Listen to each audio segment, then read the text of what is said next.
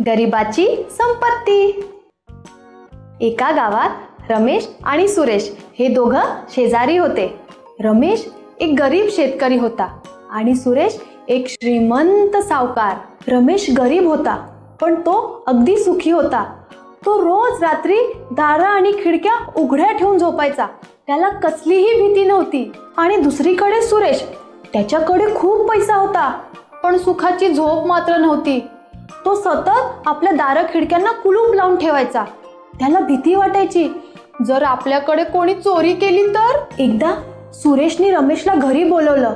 त्याला म्हणाला, मित्रा, तू खूप गरीब आहेस ना, ही घे माझ्याकडनं भेट, हा पैशांनी भरलेला डबा.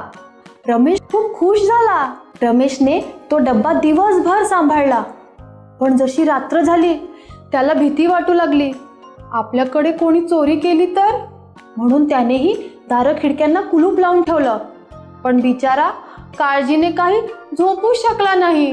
सकाळ होताच रमेश धावत सुरेशकडे गेला आणि त्याला म्हणाला, अरे बाबा, हे तुझे पैसे तुलाच ठेव, मला नको.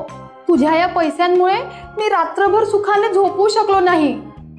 रमेशचं हे बोलणं ऐकून सुरेशला कळून चुकलं की आयुष्यात पैसा सर्व काही नसतं. तात्पर्य, ह्या गोष्टीतून आपण हे शिकलो की नेहमी आनंदी राहावं, पैसा सर्वस्व नाही.